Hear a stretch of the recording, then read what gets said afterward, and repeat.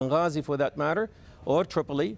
And that means also on the ground, maybe, just maybe, that the people of Libya can at least face Gaddafi and his troops eye to eye and man to man, as they say, rather than to have this unequal confrontation that we are just witnessing. Mansour al-Kikhi, how effective do you think a no-fly zone will be? It will require the military attack of Libya's air defense systems, but beyond that, will it protect the civilians in Libya? Will it force President or leader Muammar Gaddafi to leave power, do you think? Well, let me tell you one thing. I want to take a different track from what Ali said. It's a little bit different. First of all, I do think that the international community needs to assume responsibility and remove this madman. He has not only hurt Libya, he has hurt the world.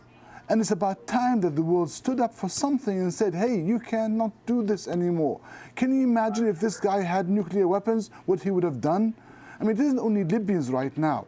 Libyans are asking for a small thing. The new no-fly zone is basically irrelevant, if you can say. But I think it is a war. It is a declaration of war against Gaddafi. The world should at least the civilized society, should make a stand vis-a-vis this man. Should they make a stand vis-a-vis such regimes and say, you cannot do this to your people, you cannot do this to anyone.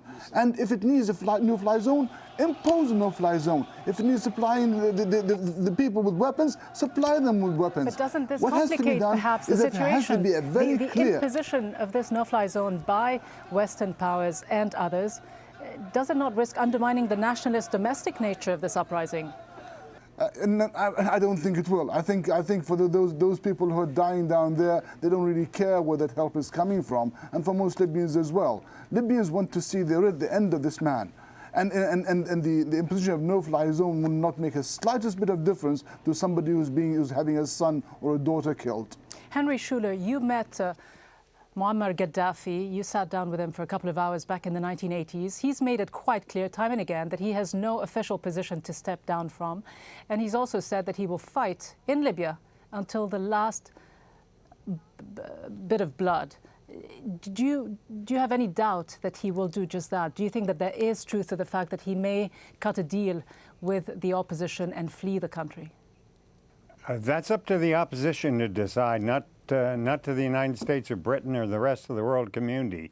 If they want to let him flee the country rather than bring him to justice, that's up to them. But I think that he will not, he hasn't many options to get abroad, only if he cuts a deal through Musa Kusa.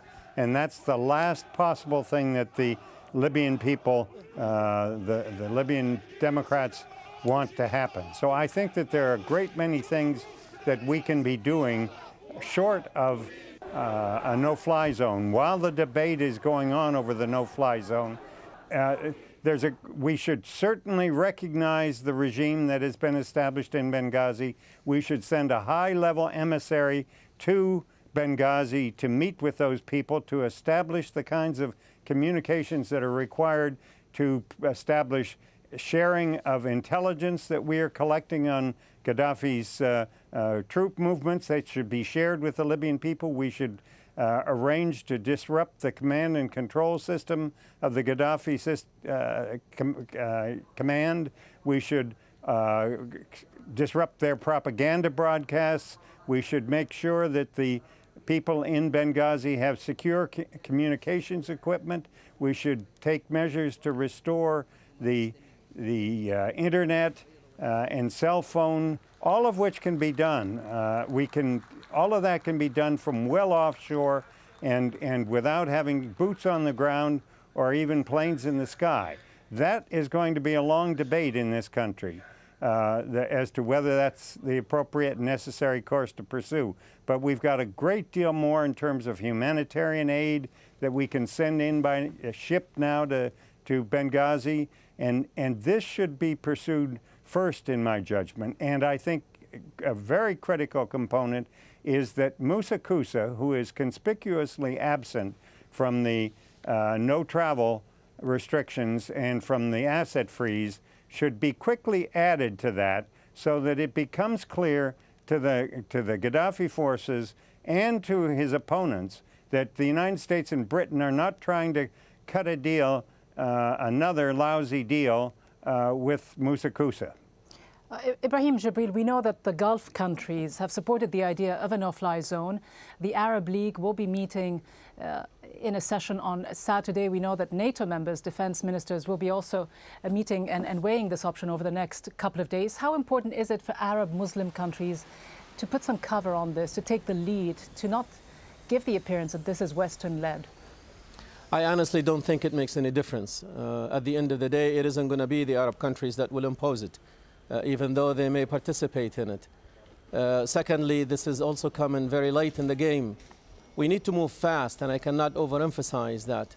And as Mr. Schuller indicated, there are a lot of things that can be done and are not being done on the ground today. So this is not a either no-fly zone or nothing. There are a lot of things, a lot of steps, a lot of measures that can take place and can be done today. They don't all involve military action, and they need to be done now. The Arabs have had now 3 weeks to chew on this, to contemplate it, and to do something. Thus far, up until this point, the only thing that has come out of the Arab League is a suspension of the membership of Libya in that. Even that is to be discussed in May when they meet. So thus far, it's been no action and a lot of talk. And if they take the lead on the no-fly zone, meaning pushing it through the Security Council and getting it done fast, then that would be very good. Otherwise, it is not going to make a bit of a difference. Obviously, there are some on the Security Council, Russia, perhaps China as well, who have serious reservations about the notion of foreign military intervention. Henry Schuller, there were in the last few hours sustained air bombardments of oil installations. In the last few days, there were also sustained aerial bombardments of what appeared to be rebel-held military depots. Did you see enough solid evidence to suggest that there has also been a deliberate attempt to bomb civilian targets on the ground? Well, I have not seen the first-hand footage of that, but it's clear to me that Gaddafi wants to make it clear to Europe in an effort to terrify them that the oil installations from which they receive their oil are hostage to him. And that's why it's so important that the insurgents have been able to keep control of them in most of the time in recent days. But the largest export of Libyan oil comes from the Sarir field, which is way over near Tobruk and comes out through the Tobruk terminal, and there's no air attack that far away from Tripoli. So the oil will continue to flow, and the money will continue to flow into the coffers of the insurgents and the government in Benghazi. And I hope that they are able to use that to buy the arms that they need to protect themselves and to move on to Tripoli. I think that's a very promising prospect. Mansour al-Kihya, what do you see as the most potent at this stage and possible scenarios for Muammar Gaddafi? Is he weighing his options? Does he feel this is the end for him and time to